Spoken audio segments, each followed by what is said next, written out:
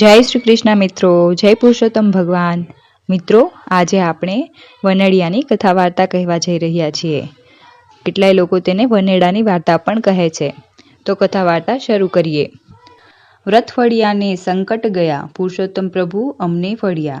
પુરુષોત્તમ વ્રત કરશે જે નરનાર, સુખ સંપત્તિ પામે અપાર. તો કથા વાર્તા શરૂ કરીએ. એક ગામ હતું. એમાં 7 ભાઈ રહેતા હતા. એમને એક બહેન હતી.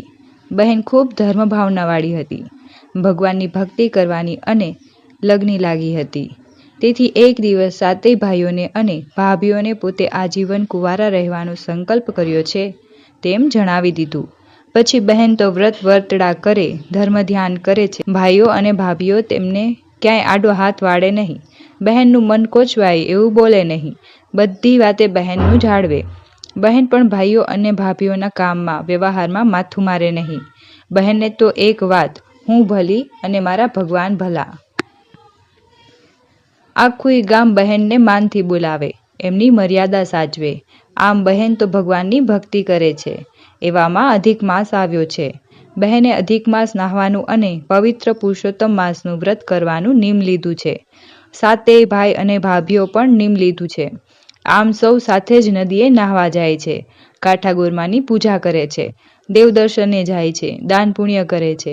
ઘરે આવી એકટાણું જમે છે. આમ આખો દિવસ ભગવાનની ભક્તિ કરે છે. એમ કરતાં કરતાં પુરુષોત્તમ માસ પૂરો થયો છે. વ્રતનું ધામધૂમથી ઉજવણું કર્યું. બ્રાહ્મણોને ભોજન કરાવ્યું, અન્નદાન કર્યું, વસ્ત્રદાન કર્યું, દક્ષિણા આપી, બધું કર્યું છે. પછી 7 ભાભીઓને બહેનને કહ્યું છે, બહેન, એકમ છે અને એકમને દિવસે વનડિયાનું વ્રત કરી વાર્તા સાંભળવી જોઈએ. માટે ચાલો વાર્તા સાંભળવા. બહેન કહે, ભાભી, ભગવાન સિવાય હું બીજા કોઈ પણ દેવતાએ પુરુષનું ધ્યાન ધરતી નથી. મારે તો મારા ભગવાન ભલા અને એમની ભક્તિ ભલી. તમારે જાઓ અને વાર્તા સાંભળો. બહેનનો આવો વર્તાવ જોઈ વનડિયા દેવને ક્રોધ આવ્યો. પોતાનો અનાદર કરનારને દંડ દેવો જોઈએ એમ ક્રોધમાં આવી વનડિયા દેવ બહેનને કલંકિત કરવા તૈયાર થયા. રાત્રિના સમયે વનડિયો બહેનના ઓરડામાં ગયો અને બહેનની પથારીમાં સુગંધિત દ્રવ્યો છંટકાવ કરી પથારીની આસપાસ ફૂલો વેરી બહેનને શિક્ષા કરવા વનડિયાએ આવો પેતરો રચ્યો. બહેનને એ વાતની ખબર નથી. એ તો વહેલા ઉઠી રોજના નિયમ પ્રમાણે નદીએ નાહવા ગયા છે. અહીં ભાભીઓ બહેનની પથારી સંકેલવા આવે ત્યારે આખો ઓરડો સુગંધથી મહેકતો હોય, જ્યાં ત્યાં ફૂલો વેરાયેલા પડ્યા હોય. આવી વાત કાંઈ અછાની રહે? એકબીજાના કાનોથી આખા ગામમાં ફેલાઈ ગઈ અને ગામના લોકો કાનફૂસિયા કરવા લાગ્યા. આમ વાત ધીરે ધીરે ભાઈઓના કાને ગઈ. 7 ભાઈઓમાં મોટો ભાઈ ઘણો સમજુ હતો. તેણે વિચાર કર્યો કે જે બહેન અમારે માટે આજીવન કુંવારા રહી પ્રભુ ભજન કરવું એવું વ્રત લીધું હોય તો કાળું કરમ કરે જ નહીં. માટે આમાં કંઈક રહસ્ય નક્કી છે જ. આમ છતાં તેણે બહેનને એકાંતમાં પૂછ્યું તો બહેન કહે, ભાઈ, મને પૂછ્યા વગર તારા આત્માને જ પૂછી જો ને કે તારી બહેન કાળા કરમ કરે ખરી? બસ ભાઈને થયું બહેન નિર્દોષ છે, એટલે હવે શોધવું જ પડશે કે આવું બધું કરે છે કોણ અને બહેનને કલંકિત કરવાનું કારણ શું. એટલે પોતાના 6 નાના ભાઈઓને સમજાવી સૌ ઊંઘી ગયા. એટલે બહેનના ઓરડાની આસપાસ સંતાઈ ગયા. અડધી રાત્રિનો સમય થયો. ત્યાં વનડિયો આવ્યો. શરીર ઝાડની છાલને પાંદડા વીંટાળેલા છે.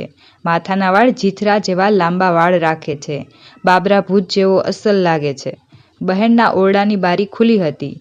તેમાં થઈને અંદર ગયો અને બહેનની પથારીમાં સુગંધિત દ્રવ્યોનો છંટકાવ કર્યો. ફૂલો વેર્યા. આખો ઓરડો સુગંધિત થઈ મધમધવા લાગ્યો. ભાઈઓને ખાતરી થઈ ગઈ, ચોક્કસ પેલો જીથરિયો અંદર ગયો છે. એના જ આ બધા કારસ્તાન છે. બહેન નિર્દોષ છે. તુરત જ 7 ભાઈઓ ઊભા થઈ 3 બારી પાસે ઊભા રહ્યા. 4 ભાઈ દરવાજો તોડી અંદર ગયા છે અને વનડિયાને લલકાર્યો છે, ઊભો રહેજે, કોણ છે તું? અને આમ કારણ વગર મારી બહેનને કલંકિત કરવાનું કપટ કેમ કરે છે? જવાબ આપ, નહીં તો તું માર્યો સમજજે. વનડિયો કહે, સાંભળો, આમ મને ડરાવવાનો વ્યર્થ પ્રયત્ન ના કરો. હું વનનો દેવ, વનડિયો મારું નામ. તમારી બહેને મારો અનાદર કર્યો, તેથી હું તેને કનડું છું. ભાઈઓ કહે, તમારો અનાદર? વનડિયો કહે, હા. તમારી બહેને અધિક માસનું વ્રત કર્યું અને જે કોઈ ભાવિક અધિક માસનું વ્રત કરી ઉજવણું કરે છે ત્યાર પછી એકમને દિવસે મારું પૂજન અર્ચન કરે છે ને મારી કથા વાર્તા વાંચે છે સાંભળે છે અને મારા નામની એક સમય જમીને એકટાણું કરે છે. પરંતુ તમારી બહેનને મારો અનાદર કરી મારી કથા વાર્તા સાંભળી નહીં, મારું પૂજન કર્યું નહીં, તેથી હું તેને કનડું છું. મોટા ભાઈ કહે, વનડિયા દેવ, તમે તો દેવ કહેવાય, અને દેવે તો વિશાળ હૃદયે ક્ષમાયાચના રાખવી જોઈએ. ક્રોધ કરી નિર્દોષને આમ કનડવાનો અર્થ શું? અજાણપણે તમારો અનાદર થયો હોય તો તેને કોઈ પણ રીતે જણાવી એની ભૂલને સુધારવી જોઈએ. નિર્દોષ અને અજાણને દંડ દેવાય? અજાણ્યા અને આંધળા બરાબર કહેવાય. માટે તમે જે કોઈ ઉપાય બતાવો જેથી તમને હર્ષ થાય અને બહેન ઉપરથી કલંક ધોવાય.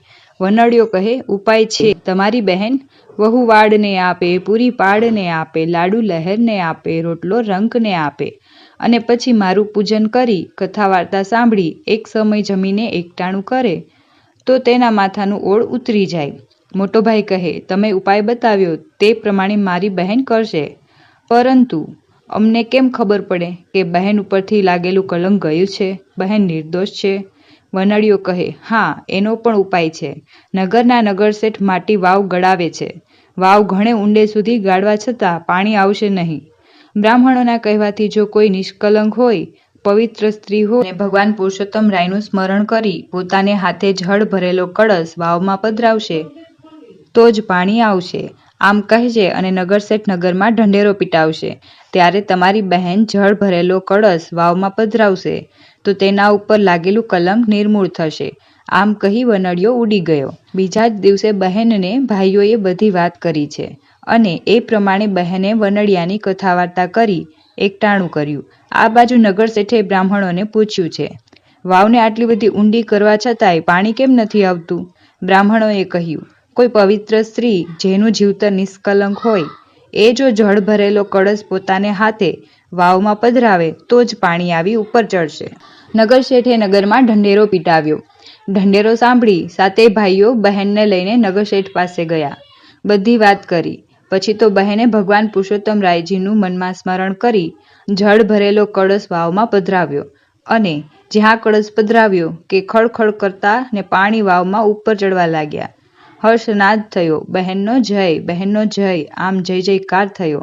નગરના લોકોને ખાતરી થઈ ગઈ કે બહેન તદ્દન નિર્દોષ છે, નિષ્કલંક છે. આમ બહેનના માથેથી કલંક ગયું છે. ભાઈઓએ વનડિયા દેવને હાથ જોડી વિનંતી કરી છે, વનડિયા તું વનડીશમાં, અમારી બહેનને કનડીશમાં, કલંક કુડા લગાવીશમાં, ખોટા વહેમ જગાડીશમાં. વન વગડે છે તારો વાસ, ના આપીશ તું નિર્દોષને ત્રાસ.